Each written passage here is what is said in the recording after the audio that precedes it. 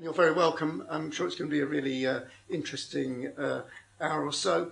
I'd like to pass it to Dick, who's going to guide you through. Thank you very much. It's very exciting for us. Exciting because we've got 6 very special people that bring their stories about undue influence in different ways, but still it's undue influence. We're going to be doing a workshop this weekend where over 50 attendees will be at a workshop talking about undue influence, how to heal from undue influence. And again, I want to thank the college for allowing us to do this. And Lloyd Evans has done a lot of the work to make this possible. He's going to be the first person to chat, but I also want to credit Sue Hall for helping get everything organized. So I'm going to let them do all the talking. So Lloyd, if you want to introduce yourself and tell your story. Okay. Well, my name is Lloyd Evans. I'm the senior editor of jwsurvey.org, and I am a former Jehovah's Witness. And I want to repeat what's been said. It's very kind of you all to be here this afternoon to discuss what many would regard as a taboo subject. And that's what I'm going to talk to you about now. I regard it as an epidemic that is raging in our society. It afflicts young and old, rich and poor. It breaks up families. It causes depression, can lead to suicide. It can radicalise bright, educated young men and turn them into monsters capable of almost anything. It can convince Hollywood megastars that they must purge aliens from their bodies in order to lead happy lives. It can convince otherwise loving parents to allow their children to die on a hospital bed for want of a relatively routine medical treatment. And it can lead to pedophilia running rampant in an organisation whose religious leaders recognise it as a crime, or at least say it's a crime, but aren't quite prepared to report all instances of it, or all accusations of it. I'm obviously talking about undue influence. Now, undue influence is not just some catchy buzzword that we've dreamt up to bring you all here. It is a legal expression. It's recognised by legal professionals. And it's basically ruining and ending lives, not just here in the UK, but around the world.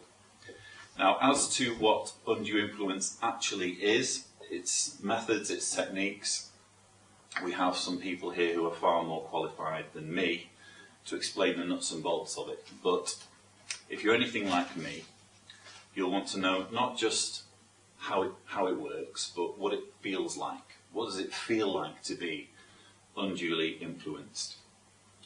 Well, in my allocated time, I just want to give you a brief thumbnail sketch of what it's like to, number one, realise that everything that you have been taught in your life is an absolute lie. And number two, realise that there is no way of extricating yourself from that without suffering the worst possible form of punishment, and I'm referring to family estrangement. So you see, when I was 11, I was baptised as a Jehovah's Witness. And I took it very seriously. I would do about 70 hours per month in the preaching work. And then when I was about 20, the penny started to drop. I started to realise that a lot of witness teachings made very little sense whatsoever. But all of that awakening, that formative awakening, got put on hold when my mother died, when I was 21. Now, it's a tragedy for any parent to die. But for you to be told, well, your mother isn't really quite dead. She's still alive in Jehovah's memory. And the way for you to be reunited with her in a paradise world is for you to absolve yourself of all of your personal aspirations, all of your personal goals, and commit yourself, pledge yourself to being obedient to an organisation for the rest of your life. And that tends to put the brakes on any kind of awakening when you've been raised with that kind of thinking. So fast forward 12 years, I'm 34, I've realised that it isn't the truth, it isn't what I'd been raised to believe it was. I'm living in Croatia with my wife, she's expecting our baby who's since been born, and I'm due to appear at an apostasy trial. My website, JW Survey, has been discovered by my local elders, and they want to talk to me about it. And 3 elders will play judge, jury, and executioner. There'll be no independent arbiter. And on the evening of my apostasy trial, I get an email. And the email is from my father, who also happens to be an elder. And my father says basically that he will be shunning me once this hearing is over, because I'm leaving his faith. And since that hearing, since that apostasy trial, he's been joined in shunning me by my sister and her family and various other extended family members, simply because I'm no longer a Jehovah's Witness and I'm not afraid to say so. Now, you might be thinking, well, you know, we feel sorry for you. It's a very sad thing you've gone through, but you do realise that there can be no law on religious belief. You were raised with this religion, and lots of religious people go through far worse consequences for their religious beliefs, and I would agree with you there. As distasteful as it may be to many, myself included, religions must have the right to teach utter falsehood among their followers, because the only alternative to this is for us to live in a world where our beliefs are dictated to us, and we cannot have that. One's freedom of thought, conscience and religion is enshrined under Article 18 of the Universal Declaration of Human Rights, a document I consider to be the absolute benchmark in human morality, and such freedom must never be violated. However, though the majority of religions tend to operate within the parameters of human rights, every now and then you will get a rogue religion that just trespasses slightly beyond the parameters and commits a violation of human rights. And it would be nice to think that when that happens, civilized society reacts in outrage, in utter horror. How is this happening? But the truth is, in most cases, society is completely indifferent. And worse still, in some cases, it even not just tolerates this violation, it even assists it in some ways. And that's precisely what has happened with Jehovah's Witnesses, and particularly the issue of shunning. Since 1981, it has been impossible to leave Jehovah's Witnesses without facing punishment if your family are also witnesses. In that year, the Watchtower leaders decided that anyone who wishes to leave the witness religion must be treated as though they have done something wrong, as though they have been disfellowshipped. And in case you're wondering how a disfellowshipped witness is to be treated, I have some material to read to you that is literally scorching hot off the press. It's from the very latest study edition of the Watchtower magazine. And it says, this is the November 15th, 2014 issue. A heartrending experience for Aaron's family is recorded at Leviticus 10, 1-11. They must have been devastated when fire from heaven consumed Aaron's sons, Nadab and Abihu, at the tabernacle. What a test of faith it was for Aaron and his family not to mourn their dead relatives. Are you personally proving yourself holy with regard to not associating with family members or others who have been disfellowshipped? Now, it doesn't take much reading between the lines to figure out how this is to be interpreted by witnesses who are reading it. If you are a witness and you have family members who are disfellowshipped, or in my case disassociated, you are to treat them not just as though they're dead, you're to treat them as though they have been killed by God, and as such, You are not to mourn them. You are not to grieve them. You must be completely indifferent to the fact that they are or should be a part of your lives. So here we have a direct injunction that flies in the face of Article 18 of the Universal Declaration of Human Rights, which says that it's not just our right to have a religion, it's our right to be able to leave our religion, a right that we all have, all of us here in this room. Now, this disgraceful propaganda from the Watchtower effectively says, no, witnesses aren't free to leave their religion. They must be punished for leaving as though they have been executed by God. And as outrageous and morally contemptible as I believe this is, here's the kicker, ladies and gentlemen. Jehovah's Witnesses in the United Kingdom are not just tax exempt. They are a registered charity. The material I've just read to you has been published by a UK charity, and I'm actually in the process of a formal complaint to the Charity Commission on this and other issues. Charity number 1077961, if you're taking notes. And I understand they're currently being investigated as part of a statutory inquiry. I can only hope that common sense will prevail and they will realise that it is not acceptable for a charity to be publishing material that directly leads to family members coercing of family members to shun one another. Now, I'm almost out of time, but before we pass things on, I just want to list 3 simple things that need to happen if we're going to take undue influence seriously. Number 1, organisations that use undue influence to violate people's human rights should be denied tax-exempt or charitable status. Number 2, our young people need to be inoculated against undue influence in school as early as possible so that they can be made aware of the techniques that will be used on them by friends and family members. And 3, those who fall victim of undue influence should have support when it comes to ridding themselves of it.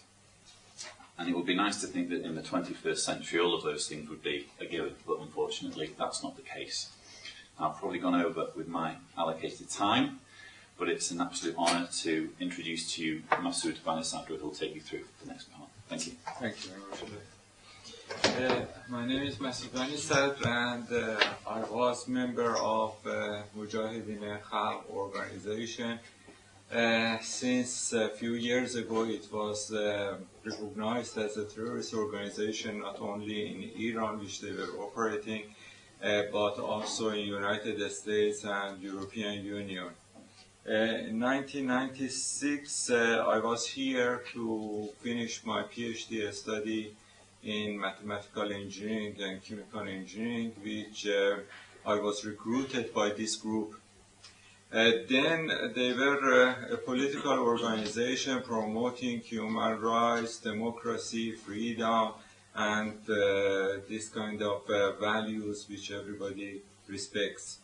Unfortunately, in a matter of 2 years, they changed from a political organization into clandestine terrorist organization, and soon they changed us from who we were into who we became, and they changed themselves into a destructive cult.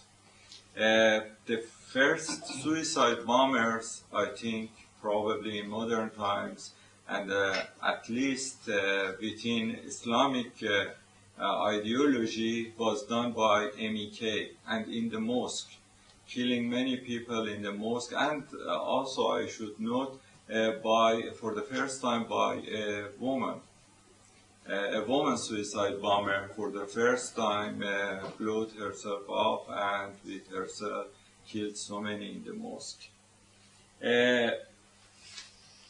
Fortunately, I was their representative in United States, in United Nations for almost 10 years, and fortunately in 1996 I woke up and I left the group.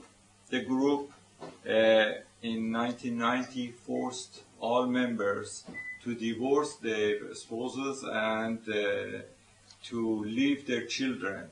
So in one day, all members had to divorce and accept celibacy for the rest of their life and leave their children.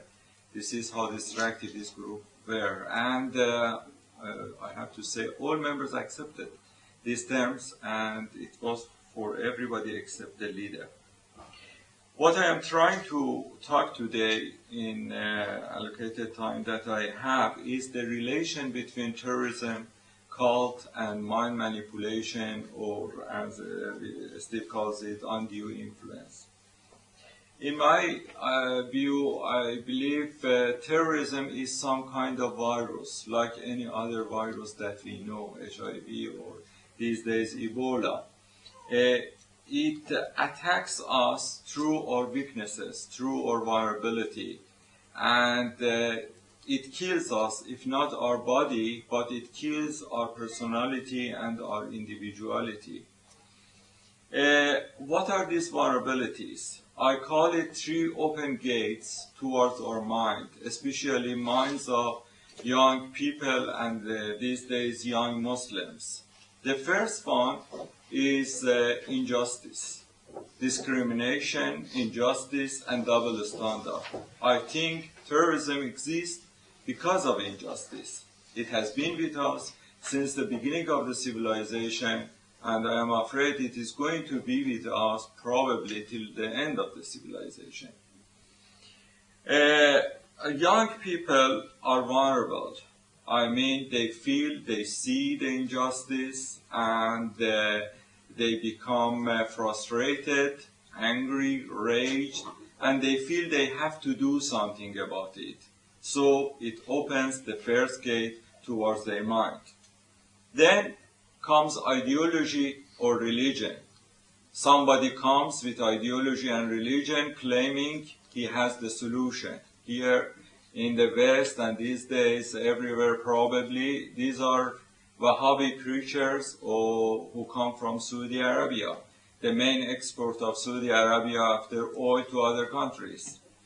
They come with their black and white worldview and narrow-minded interpretation of jihad and shahada, holy war and martyrdom, and claim that they have the solution for these young people how to deal injustice. But both injustice and even Wahhabi ideology doesn't make a person a terrorist or a human bomb. It might change him into angry and even violent person, but not a terrorist. The third open gate is the gate toward terrorism, and that is mind manipulation or undue influence. Let me go back to terrorism and say, how do I define terrorist organizations? Main or principal or sole tactic or behavior towards outside world is terrorism. Therefore, I differentiate these organizations, terrorist organizations, from political organizations that have many different tactics and behavior towards outside world, towards their enemies. They might even commit terrorism, but it is not their only tactic. Terrorist organizations, their only tactic is terrorism. I claim terrorist organizations to survive either are a destructive cult, or to survive they have no alternative but to change into one. Why? Because if I use the same metaphor, viruses have two set of beliefs, two aims and objectives. The first one is self-preservation or existence. The second one is reproduction or expanding their territory. These are just two, and they don't abide or respect any other norms, principles, and culture. Okay, now, who are the members or those who are recruited by terrorist organizations? people, ordinary people like you and me from the society, even intellectual ones.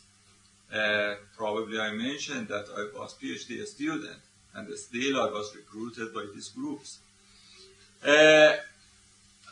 These people who have been recruited by terrorist organizations, they have the same set of values, beliefs, and culture as other people in the society. So either terrorist organizations have to change these people from who they are into a terrorist, or they will lose them. This is why they have to use some sort of mind manipulation technique to change their members. This is their path towards changing into a destructive cult. Now, how do we face them? How do we face other viruses, let's say HIV or Ebola these days? Do we bomb them, or do we kill their victims, those who have been infected by these diseases? Yes, we might isolate them from the rest of society to save other people, but we do not kill them, we cure them. And what do we do with the virus itself? We know that viruses, like parasites, another metaphor for destructive cults and terrorists, cannot survive without hosts or without substantial number of hosts. So if we immunize those people, those who are vulnerable toward these diseases, with vaccinating them, then they will lose any host, and with not having enough hosts, they will fade away or they will die away. So what I am trying to suggest is how we can immunize people. Unfortunately, we cannot do much about injustices because governments, and I am sorry to say even media, have the habit of ignoring injustices and pretending showing a rosy picture that everything is fine. So they are not only part of the solution, but part of the problem. They aggravate young people even more, and they increase their anger. So we cannot, I am afraid, do much about the first gate. We cannot close it. What about the second one, preachers? I am afraid, again, Saudi preachers are coming along with petrol money of Saudi Arabia. They are hand in hand. And as long as West loves those petrol monies, they have to bear the preachers as well. So we have them as well, and it looks like we cannot do much about it. So the only way which we can face these terrorists is to close the third gate. Their vulnerability towards mind manipulation, towards being influenced by terrorist cult leaders, destructive cult leaders, and so on. Here, we can do something. We can educate people to understand what is undue influence and how they can protect themselves. They might become violent, but they will not change into a terrorist. Thank you. Sorry, let me introduce the next speaker, our dear Linda Dubrow-Marshall, which I am a friend of for several years. Thank you very much. Sorry. I've made some of my best friendships through my work in destructive cults because they're just wonderful people that are trying to think creatively and critically about this important area. Let me tell you where I come from. I'm a clinical and counseling psychologist. I'm a counselor, psychotherapist. I'm an academic and researcher. My first research study in psychology was about how groups could pressure individuals to make anti-Semitic remarks. I'm a Jewish person. I was very intrigued by the Nazis as a cult. I wanted to know not the Nazi leaders, because I thought they might, be psychopathic people, but ordinary people, good family people, went home to their families and were loving, and during the day were torturing and killing people. I wanted to know, how can this happen? And so I looked at university students. Could they be manipulated to say things that they didn't believe in short periods of time? And this started my interest in cultic groups. Because I am a clinician and interested in helping people that are facing these kinds of problems, I also saw the need to provide psychotherapy services to individuals and families who have been affected by destructive cults. But another thing that I realized in the beginning was that that work was different from other work that I do. It required a different kind of approach. Frankly, it wasn't something I'd been trained how to do. And so I had the fortune of meeting other colleagues who were also trying to figure out how to help individuals and families. And together we formed RETIRN, R-E-T-I-R-N, Re-Entry Therapy, Information and Referral Network. And I created this in the United States with my colleagues some decades ago. And since my move to the United Kingdom, I do this work with the next speaker, my husband, who you'll meet shortly. Re-entry therapy. It's different when you've been in a group and then you try to recover. You have to re-enter a society. And actually, if you've been brought up in that group, you have to enter society, because there are special issues for people who have been born and raised in destructive groups. Information. Why information? Normally, when people come to me for therapy, say for depression or anxiety or a relationship problem, I don't have to educate them. They educate me what the problem is that they're facing, and I try to help them explore what they can do to help themselves. It's a little bit different in this work. I'm not just a neutral person deciding should they be in this relationship or not be in a relationship. They're talking about destructive relationships that are stealing their minds and their ability to think critically. So, therefore, information, psychoeducation about undue influence and coercive persuasion is key in this work. And referral network, I've never felt that I could do this work alone. Other specialists might be needed. It could be legal help. It could be people from a particular group. Because as a psychologist, I never set out to understand the dogma and practices of each and every group. And to tell you the truth, I never found that I needed to, because there were other people that had that information, and the psychology of what happens to people, that was something that was in common. And I didn't have to necessarily have that specialist knowledge to help people. So I looked at, with people, at how they were manipulated, how their emotions have been manipulated by destructive groups. And I would like to just mention the thing that's on our mind, James Foley. Let me say what I want to say about that.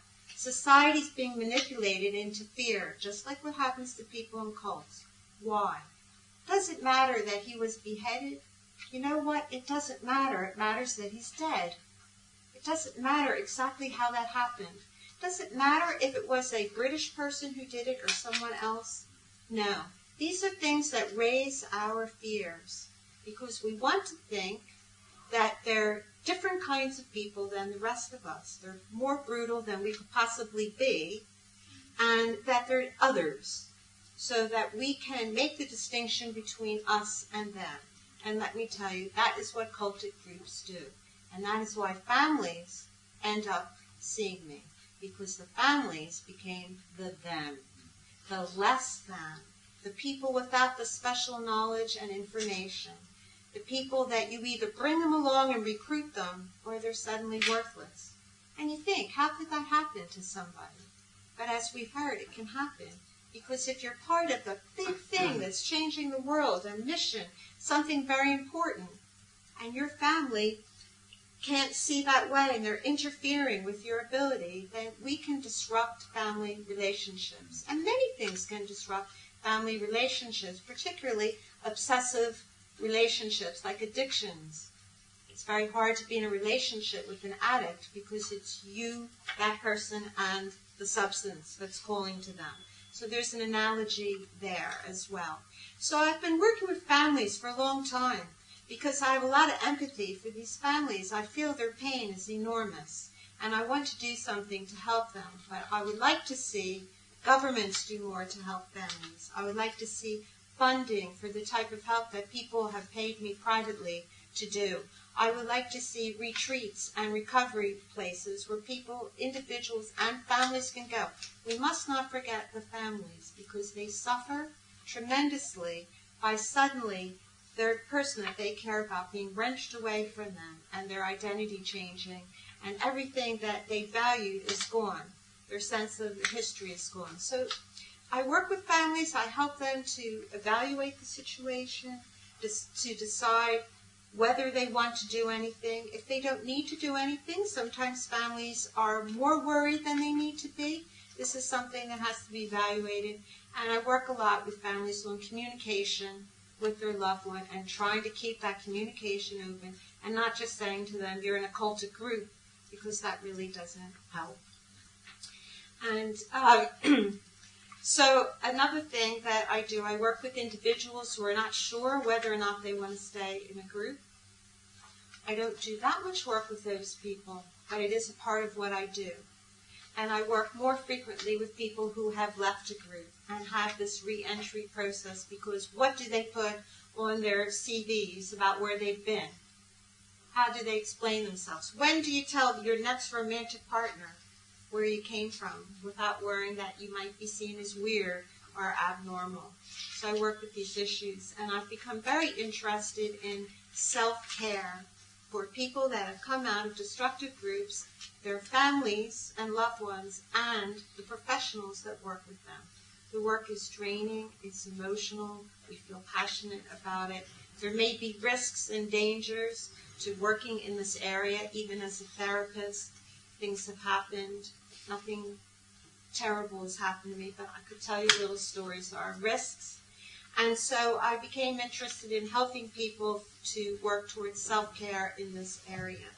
And part of that is having some sense of balance. So your family member is in a group, but you have other family members who are not in a group who also need your attention, because while the person is in the group, life is going on and things are happening. And for people coming out of the groups, they don't know much about self-care, because they may be malnourished, they may be sleep deprived, they've been pulled from educational goals, career goals. They really don't know about how to take care of themselves. They don't know how to make decisions necessarily, because they've been influenced how to make decisions. So these are all areas that I work with people and communicate with colleagues, and have done research in subsequent years about what kinds of things help people that come out of groups who are typically depressed, anxious, lost, grieving their losses because they felt important in the group. They have existential pain. Who am I? What is important? What will make my life meaningful? And dissociation, because the groups foster prolonged states of dissociation, so they're foggy. It's hard to concentrate and focus. And so I work in all these areas, and that has been my privilege to be able to do so and to speak with you today. So thank you for listening to me. And I'd like to turn over to my husband, Professor Rod Dubrow-Marshall. Thank you, Linda. I'm Rod Dubrow-Marshall, Deputy Vice-Chancellor of the University of Derby. I'm speaking in a personal capacity today, but I just want to echo the thank you to College, a good partner of the university, and to Mark and colleagues for hosting the event today. I'm also co-editor of the International Journal of Cultic Studies, which is published by the International Cultic Studies Association. There's a wealth of information and research, importantly, about the phenomena of undue influence and cultic groups.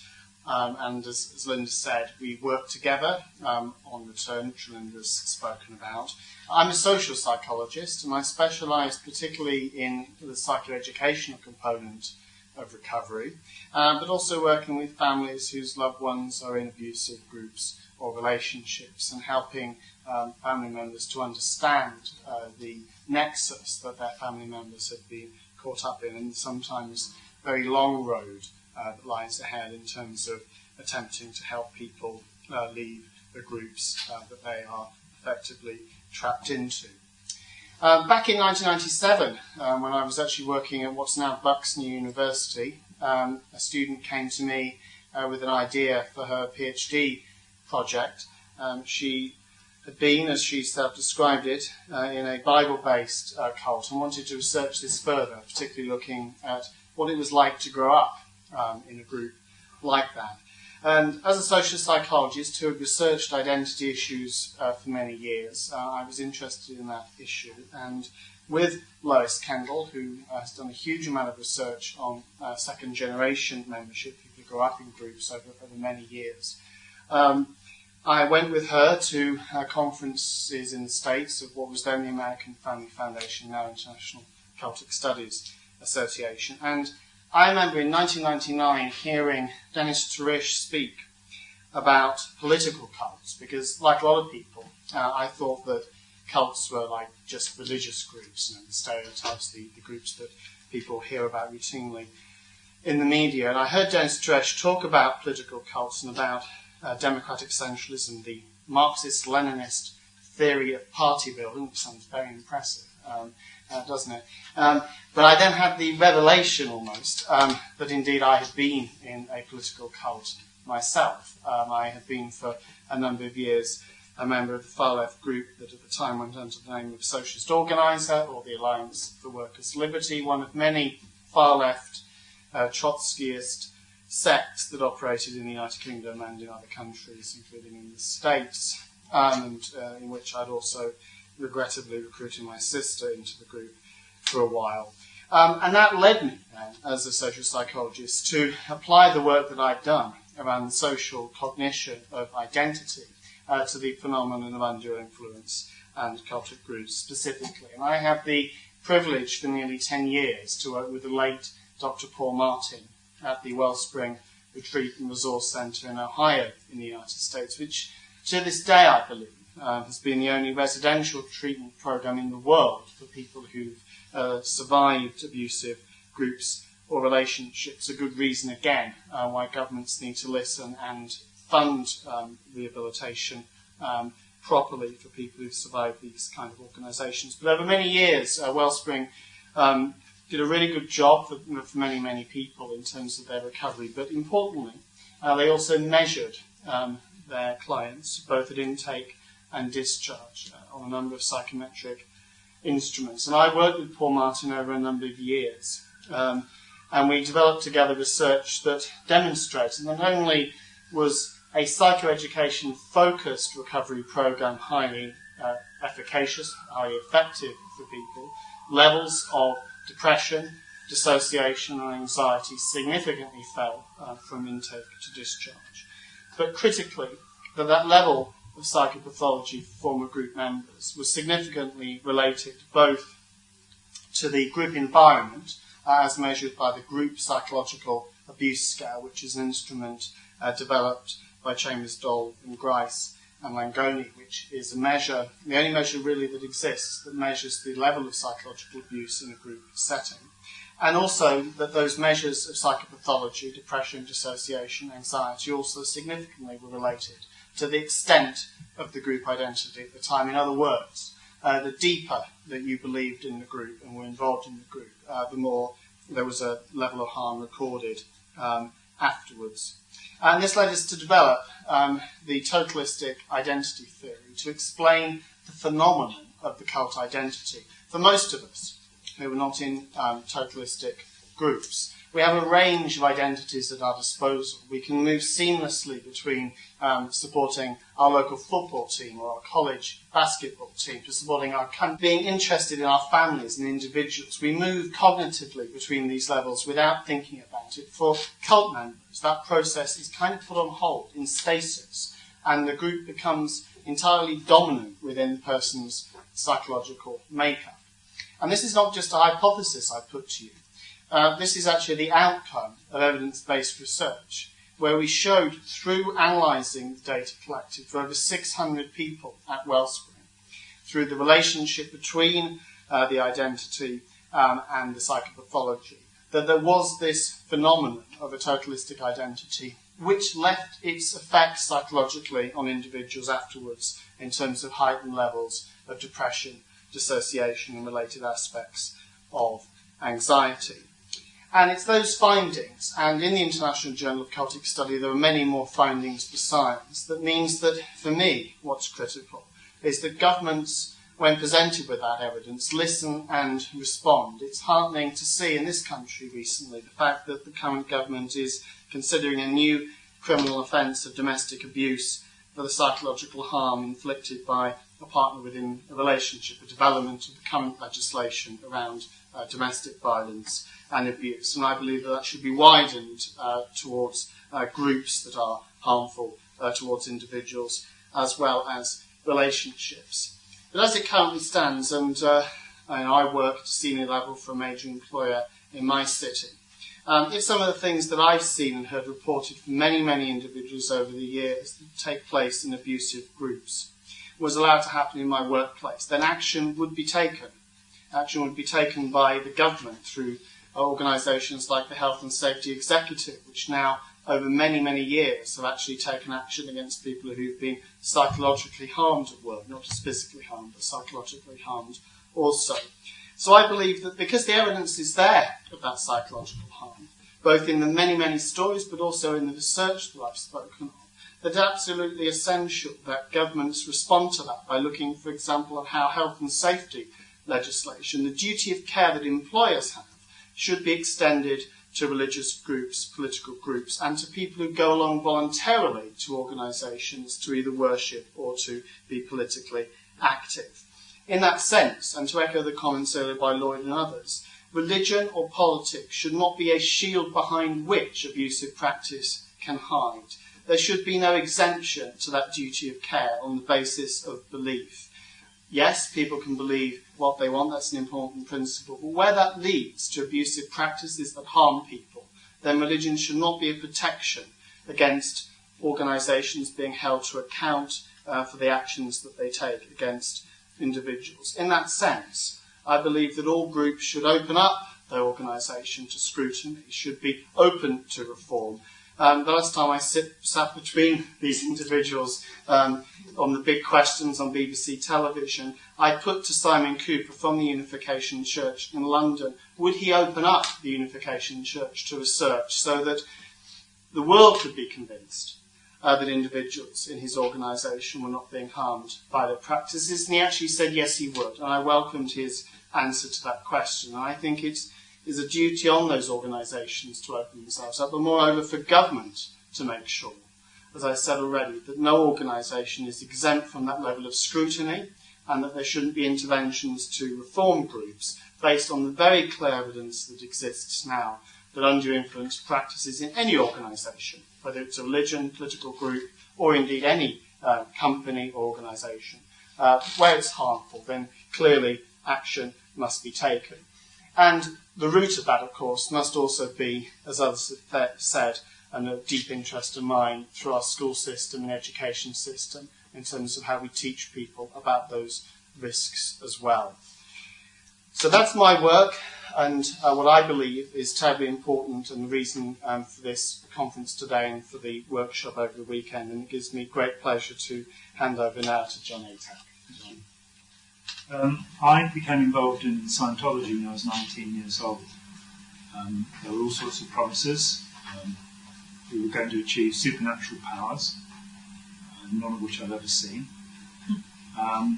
We were going to be able to rake in great loads of cash, as a matter of willpower.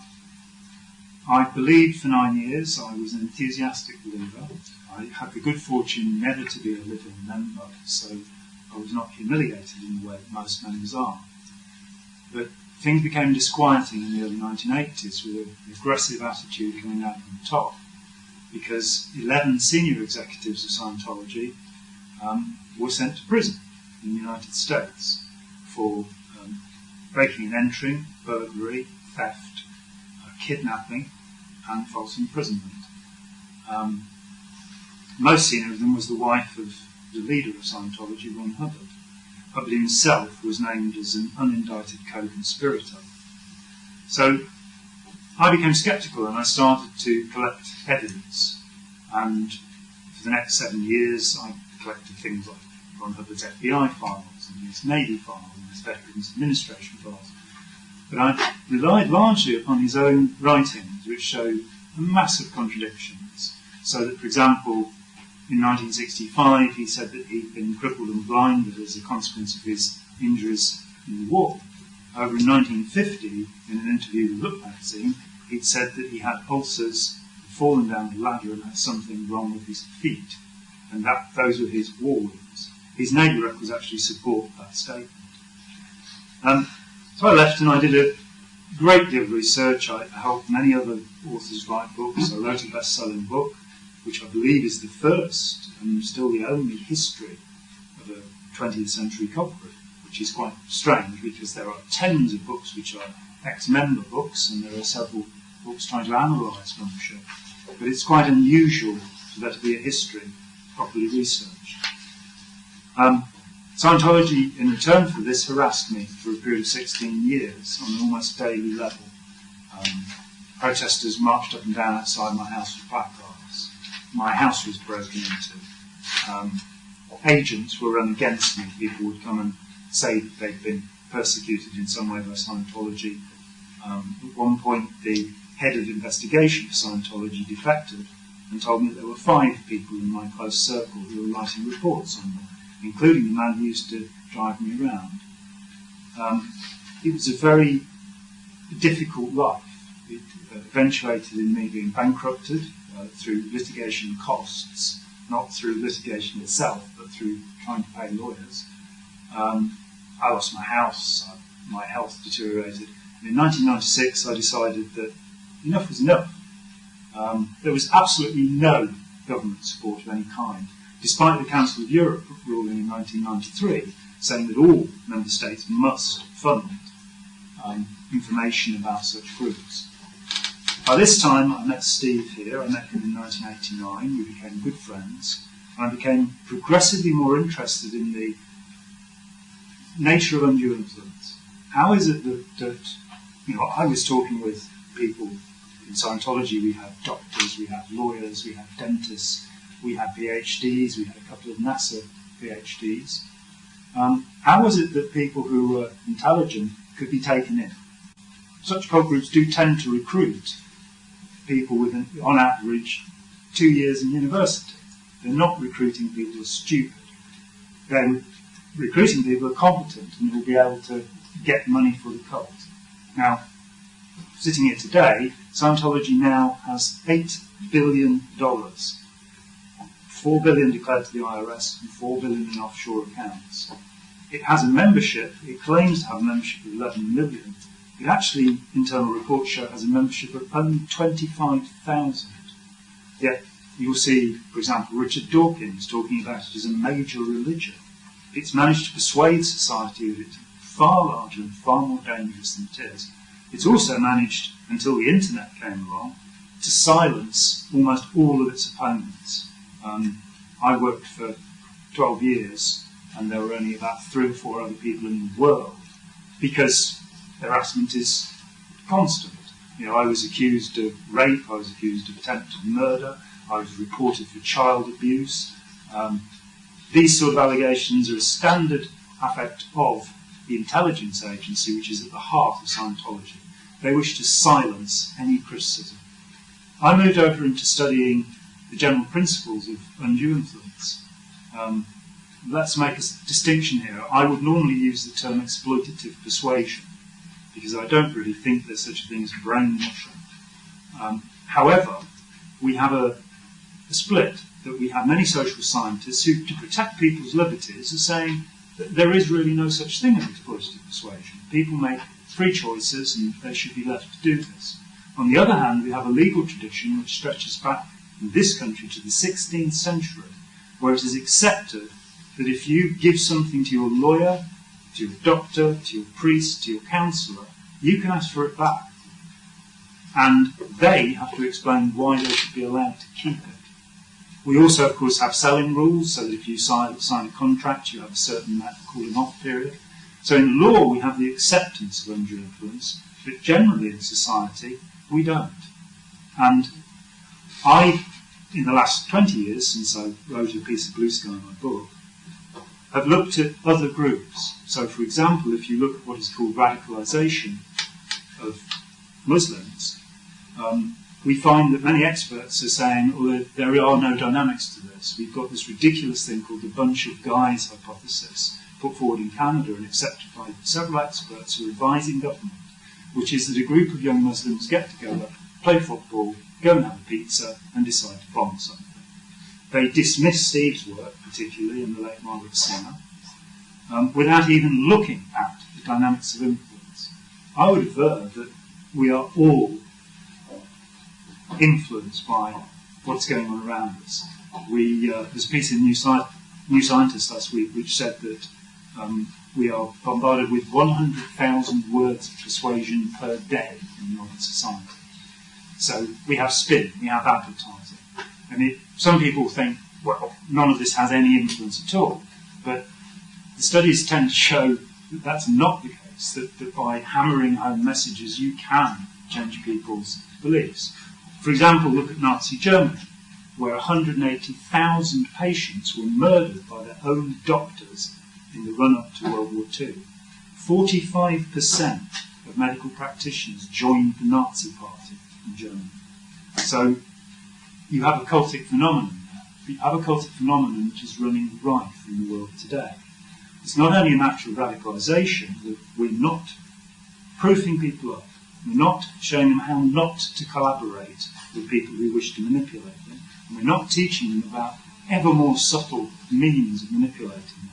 So, for example, Coca-Cola and other companies for the last 15 years have been using brain scanning while they do their surveys. So it's not a matter of we ask you a question and you make an answer. We see what happens in your brain, we really think, and we then target people based upon that. I've looked at radicalisation, I've also looked at gangs, and when you look at gang formation, you find exactly the same dynamics that you find in any other form of cult.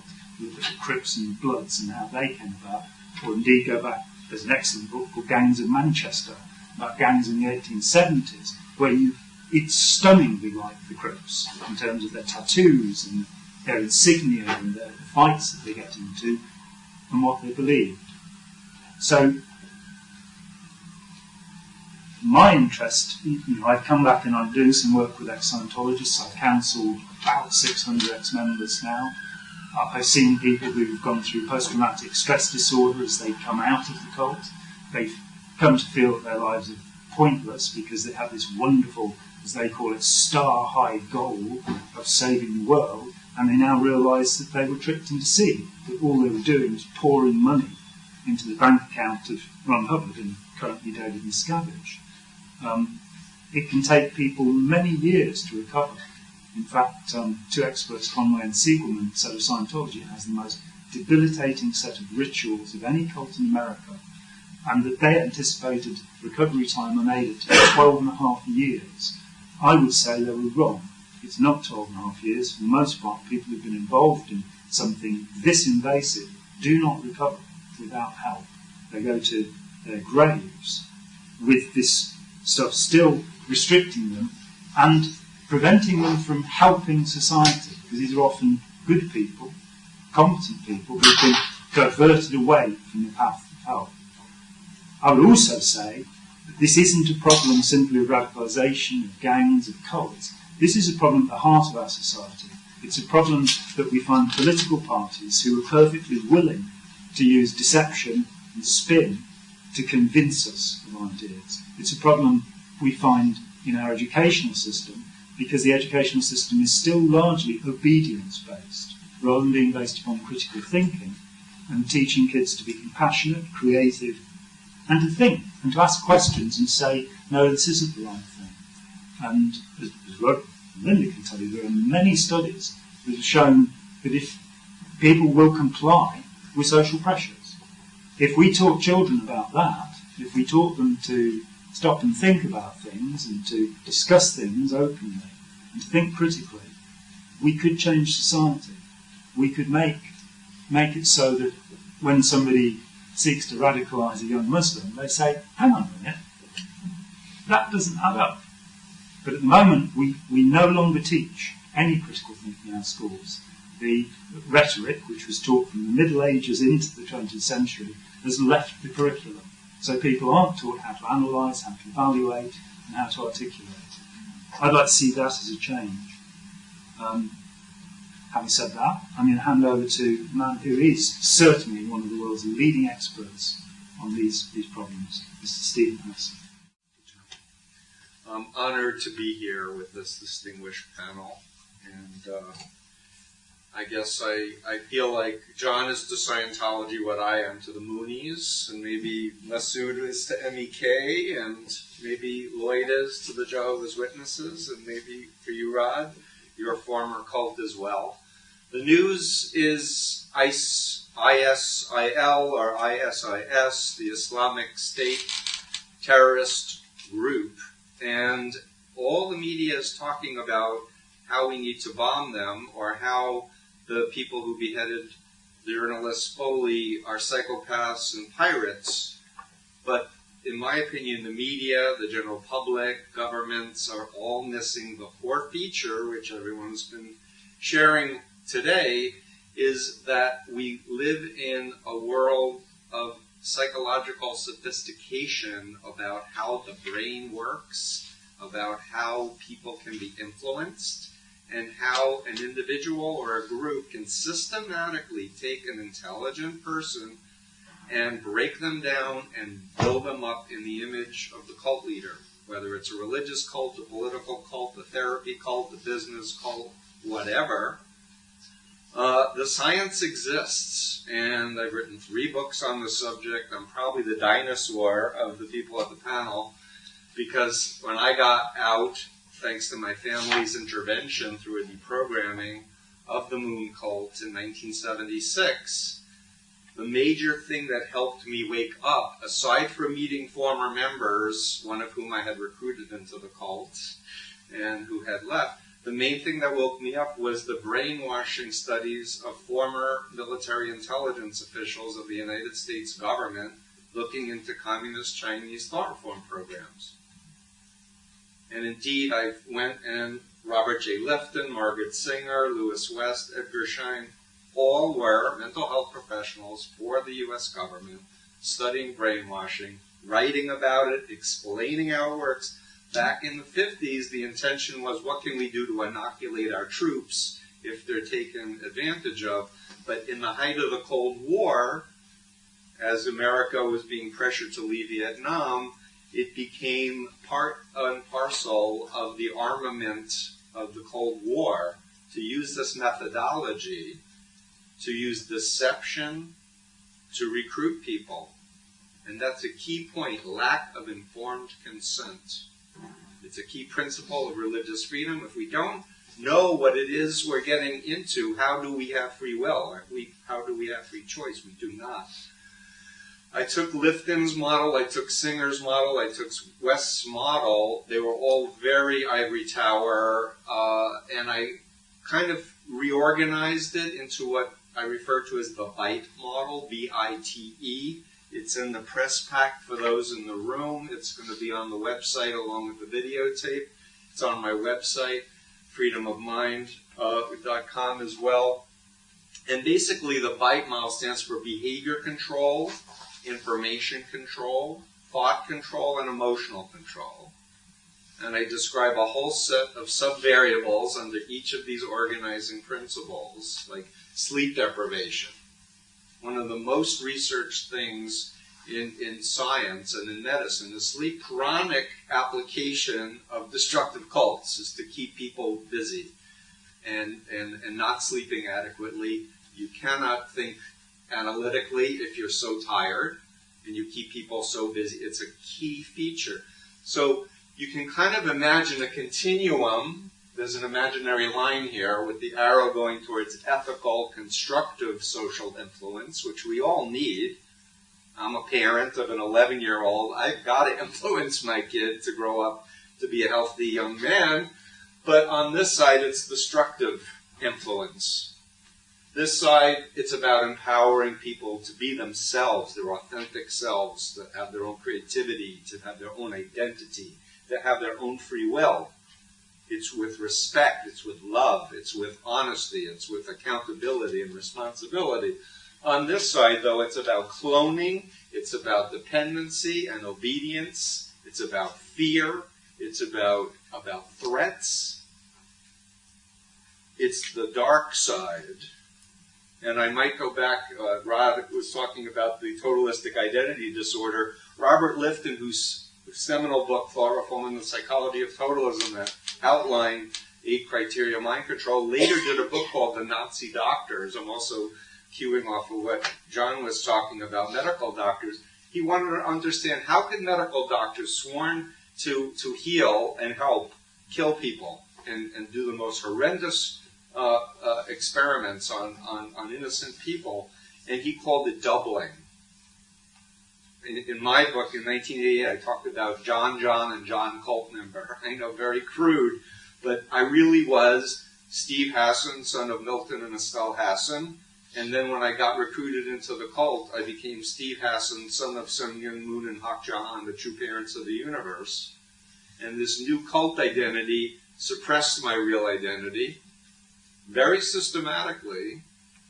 And I threw away my poetry to misquote the Bible. You were quoting the Bible. I was told, do I love God enough to sacrifice my Isaac? My Isaac was my poetry because I was a creative writing major in college. Would I throw out 400 original poems to show my allegiance to God? And I did. And they're gone forever. But I proved that I was faithful. Right? But the real Steve would never have done that. The real Steve believed in question authority. Remember back then. I know I'm dating myself, but that was the theme. There were bumper stickers. Question authority. That was me. Nixon was a crook. Then I get into the cult. Moon says God wants Nixon to be president. We're all going to Washington, D.C. to fast for Nixon for 3 days, so I'm fasting for Nixon to be president because God wants Nixon to be president. And my father, who I thought was going to be happy because he was a Nixon supporter, said, Steve, you are right, he's a crook. I said, Dad, you don't understand. God wants to be... He said, Steve, now I know you're brainwashed. The guy's a crook. And I was trained to do thought stopping. It's one of the TBITE. Thought stopping. I was trained to believe that any doubt was from Satan, from evil spirits, and I was trained to do a behavior modification technique to shut off my critical thinking and to keep this cult identity intact. And it's exactly what I believe is happening with these Islamic terrorist groups. For the most part, they're good people, I believe. Yes, maybe they're discontent, maybe they're not getting jobs, maybe they're frustrated, they've been persecuted, whatever. I have a last name that's Hassan, so I know a little bit about people who treat Arabs in a condescending, negative way, being a Jew, which is another interesting thing that I experienced.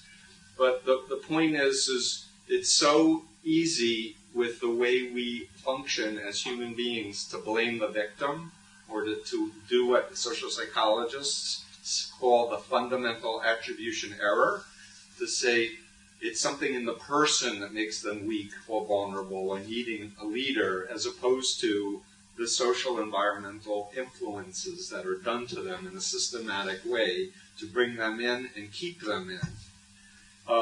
So I mentioned sleep deprivation as one example of behavior control. I used deception and lack of informed consent as one example of information control. There are many. I used thought stopping as one example of thought manipulation, and I want to end this brief talk and invite questions. Phobia indoctrination is one of the key principles under emotional control. The deliberate and systematic implantation of irrational fears that if you question the leader or violate the policies of the group, terrible things are going to happen to you. You're going to go insane. You're going to get cancer. You're going to be hit by a car. I have 4 pages of the most common phobias that I've encountered in the last 38 years that I've helped people recover from.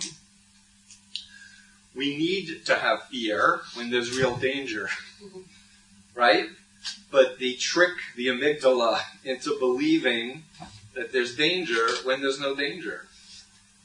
And it's part of this invisible psychological bars that are put inside of people. As a mental health professional, I would say it's a dissociative disorder, where this cult identity is suppressing the person's real identity.